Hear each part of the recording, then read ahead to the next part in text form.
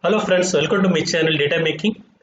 I'm starting a new video series on Apache Spark 101 tutorial. So I'm going to use the Scala API, Spark's Scala API.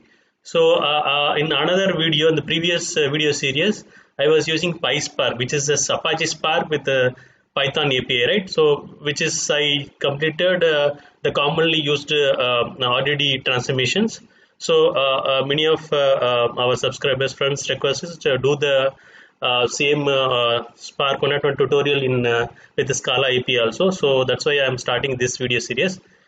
Please watch this series and provide your feedback. Okay, let us start with our example. So first video is going to be setting up your the development environment or the IDE environment, okay, where you can write your Spark program using Scala API. So what IDE which I'm going to use is IntelliJ.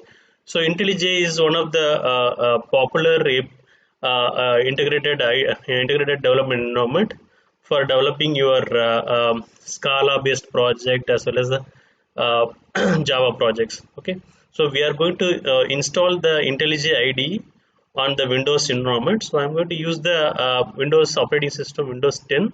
So you can do it on Windows 7 as well.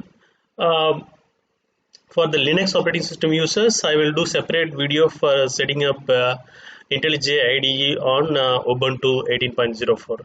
Okay, let's start with downloading the IntelliJ and the setup, and we'll run the first Spark application on IntelliJ. Okay, so first step is just go to the google.com. Okay, search for IntelliJ IDEA download. Okay, you will see here the first link is the suggestion link itself. Download IntelliJ IDE. Okay, idea. So just once you open this download page of this IntelliJ, so you say you see two tabs or two sections. One is the ultimate version of the IntelliJ, another is community version. Okay, this is a commercial version, but they give for a free trial. You can try it out. But I'm going with the community edition. Okay, so that we don't need to pay. Okay, so in the community edition also. Okay, in the both the community and ultimate edition, they support three flavor of IDE for three different operating systems, Windows, Mac, and Linux. So I'm going to install it on Windows, right? So I'm going to click on this Windows tab and then click on this download button to download the installer. The installer in Windows version is, it will be .exe. Okay, so it will, once you click on download button, it will start downloading the IDLC 2019.2.4. okay, so a recent version I'm downloaded. So once you click on the download page of your Chrome, I'm using a Chrome browser, so it will say the downloading progress bar. So because it's around 580 MB of the installer file, so based on your internet connectivity, it will go for some time. Once it is downloaded, click on the show in folder. So it is in my download folder. So the exe file name will be IDEA IC hyphen 2019.2.4.exe. So double click on this installer file. Okay, so the pop-up, you will see the pop-up saying that do you want to allow this app to make changes in your device. Okay, say yes. By default it will be no, just make it as, change it to yes. Once you say yes, then the installer opens up with the saying the welcome to the IntelliJ IDEA community edition setup. Click on next. Okay, so it will suggest you to install on a particular location. On Windows by default, you know, it suggests in the program files.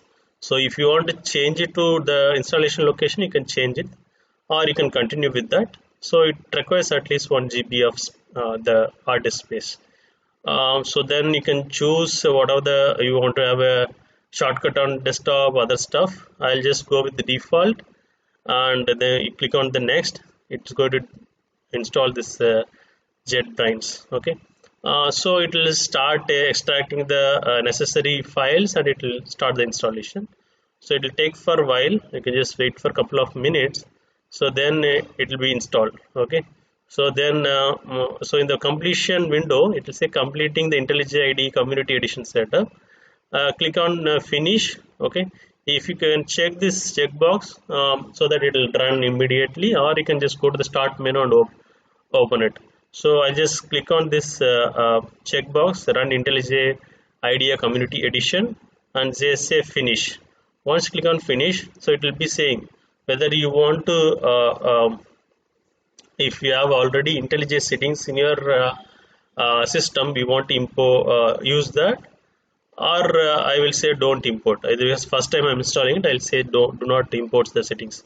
So it will open it will open this IntelliJ IDE like this. IntelliJ IDEA Community Edition. I'm using 19.2. So this will be a kind of opening page. Okay, once the IDE is launched. So there are two versions of theme you can use. One is a Dracula, where you see the background as black, and the different keywords and variables in different colors. Okay, so I'm going to use this light version of theme, UI theme. So I'll click on this light version and say next default plugins. If you don't want to install any plugins, you can just go to skip remaining and set defaults. I'll just click on because I want to install few plugins. I'll say next default plugins. Okay, so once this comes, I'll keep it same. Okay, I don't do any change here, and click on featured plugins. Okay, so I want to install this Scala plugins. Okay, basically it will install the SPT related stuff. Okay, so basically we are going to develop a Scala based project, right? So basically I'm going to install the SBT, which is going to be a simple build tool or Scala build tool for your Scala projects. Okay, so once you install this, click on install. It will start downloading the SBT. It will start installing it. Okay, so because we are going to use the SBT based Scala projects for developing Spark application. Okay, so once this is complete, it will say install, and click on the start using the IntelliJ IDEA. So this will be our welcome page to IntelliJ IDEA. So either you can create a new project, or if you have already a project, you can import, or you can open it, or if you want to just check out from any version control, you can do that. Okay, so first time I'm doing it, so let me create a new project. Click on this create new project. So the opening page after clicking on the create new project, this window will be open. I will go and click on this Scala, which we are going to create a Scala project, right? So it will say whether you want the different build tools are available. I am going to start with the SBT based project. So I'll just click on SBT. Then it will ask you to enter the project name. So I'll just enter the project name here. Okay, the name of the untitled one. I'll say my project name is Apache Spark 101. Okay, and change the Java JDK version. So recent version of Spark supports from Java version 1.8. You can choose whatever the version you want from the 1.8, whatever the latest version from 1.8. Either from basically either from 1.8 or above. Okay, you can choose that. SPT version, I'll go with 1.3.2, and Scala version. So Spark 2.4.4, which is the latest version I'm using for this video series. It supports from a Spark Scala version 2.12. Okay, so I'm just choosing 2.12.8. Okay, as a Scala version, and I'll say finish. Once I say finish, so it will be coming like this. So it will just suggest you some tips. Okay, just say if you want to see that, just click next tip and see, otherwise just click close. So once this actually setting up your project structure, once this project structure is set up, you can actually the project structure will be something like this. Okay, so let me minimize my recording window. Okay, so the project structure will be I'll close this, minimize this. Yeah, this is your project structure. Okay, so you will see there, this is the project name. Inside that you will have source folder. These are the target folder. Okay, this is idea, the project idea ID related some settings will be there. Okay, this will be a build related stuff will be project build stuff will be there. So mainly the source code will be in the src folder. The .scala files you will be creating in this src folder, and inside target, once you build the project, the jar file will be in the target folder. Okay, in the target folder it will be there. Okay, so now so basically what happens is once you have a Scala project, when you want to execute on your cluster, you need to convert that project into jar, because Spark underlying uses the JDK, right? So you need to actually build your Scala project as a jar, then execute on the cluster. So I am going to run all these programs in the IDE.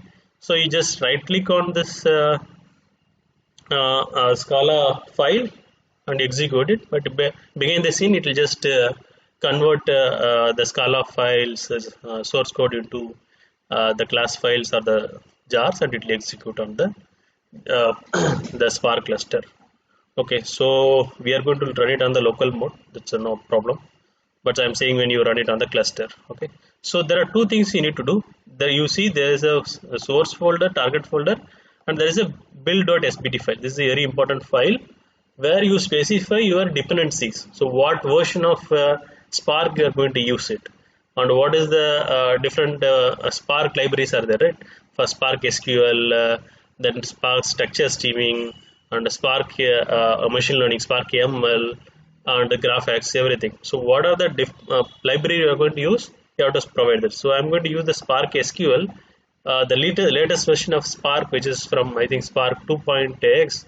So they started putting all these things in the the RD operation as well as the Spark SQL related stuff in the Spark SQL library itself, the package or class itself. So this is your architect. This is the thing. This is a group ID, I guess. This is the artifact ID, and then this is a version. Okay. So just put it here. This is a way you need to specify your dependency.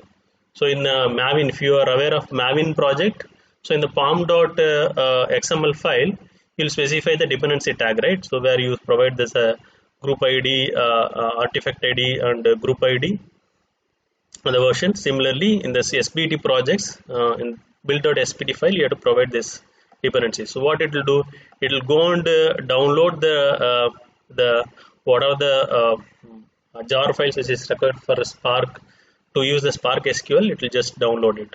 Okay, you can see here. So once I run it, you can just go to the SBT and you can just do the refresh here. Just if you click on there, there will be a refresh, right? Refresh all SBT projects. Then it will just start downloading these dependency jars. Okay, so it will start dependency jars. Once it is downloaded, it will take a couple of minutes. Just wait for it, and you will see in the if you expand this the external libraries. Initially, it will be SDK, whatever the JDK file, JDK version you choose. Apart from that, all this you see here, Spark related jars and Hadoop related jars will not be there.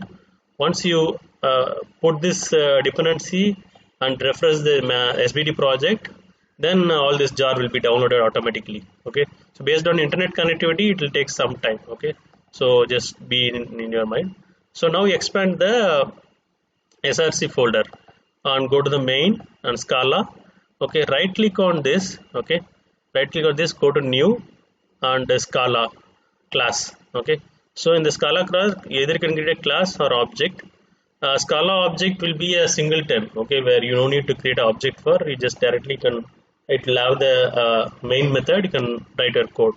Okay, so I'm going to use the Scala object. Okay, you can choose Scala object and provide the name and say okay. So this is my the Scala object file name, which is create underscore first underscore app underscore Apache Spark 101 underscore part underscore 1. So by default it will create dot Scala. Okay, this is my Scala object class. Okay, so what we are going to do is, so by default it will just come with this object, the file, the whatever the object name you given while creating the file. Then you have to put the main. This is a main method, which is a entry point of your Scala object class. Okay, so in the Scala object, so you'll have this you need to put this main method, which takes the argument as array of string. Okay, so it returns void. If you are very familiar with the Java, it's like a public void main function. So then I'm just putting a print statement saying started, and another print statement for printing the first Apache Spark 2.4.4 application using IntelliJ IDE in Windows 7 or 10. Okay, just printing this message. So from the Spark 2.x version, integrated Spark session object to connect to the Spark cluster and run your Spark code. So that's why we are creating a Spark session object. So it has a builder method. So just say Spark session dot builder dot app name, provide the application name. Okay, and you have to provide the master URL. So master URL can be based on your cluster. So right now we are going to run it on local mode, which is in IntelliJ IDE itself. So I'm just giving a master as local of a star in the rectangular box, in the square brackets, which means a star means for multi threads, actually multi process or multi threads. If you are actually using a yarn cluster or in standalone Spark cluster, so you just provide the URL. If it is a yarn, you can just provide a yarn. Okay, if it is standalone manager, if it is a Spark standalone manager, Spark : / that IP address, and the default port is 7077, and then say get or create, which will create a Spark session object. Once you have Spark session object, actually I'm going to avoid the info log. So I'm just setting the log level as error, so that it will just ignore the info logs. Okay, because I don't want to show a lot of info logs in the console, the terminal. Okay, so once then what we are doing is we are just creating a simple Scala object, which is a collection object, which is a list. Okay, so I'm going to create a Scala list which contains these string values. Okay, Spark 1, 2, Spark 3, Hadoop 1, 2, and Spark 4. Okay, just collection list with the 6 string values. So if you want to, this is a simple Scala collection object, right? If you want to convert this into RDD, RDD is nothing but resilient distributed data set, which is a core of Apache Spark, right? So if you want to create, you need to use the parallelize method, which is a part of Spark context. So what this parallelize method takes, it takes a Scala object, Scala collection object. It can be a list or map or whatever, or it can be a tuple also. And you can actually pass how many partition you want to create. So you can provide, right now we provided 3. So this parallelize method will convert this the Scala collection object into RDD with the partition 3. Okay, so once you have RDD, you can just do the Spark RDD transformation or RDD action operation. What is RDD transformation operation is? So you have a RDD, which is a names underscore RDD. You can apply some transformations like filter nothing but you can just from the out of 6 items, if you want to get only the 4 items, which is like the starting with the Spark keyword, it will just you can use the filter for filtering. Okay, for filtering you can use that, and also you can actually say if you want to change you can do the some if you want to change this string into different formats, like I want to convert into uppercase or lowercase. If it is as uppercase, the strings values are uppercase, you can convert to lowercase. If it is a lowercase, you can uppercase. So all this transformation, right? So when you do the transformation on particular RDD, the resultant will be a new RDD. Okay, you will not get the actual result from that RDD, the values from the RDD. It will get the new RDD. It's always when you apply a RDD transformation, you get a new form of RDD, which is a derived RDD, you can say. Okay.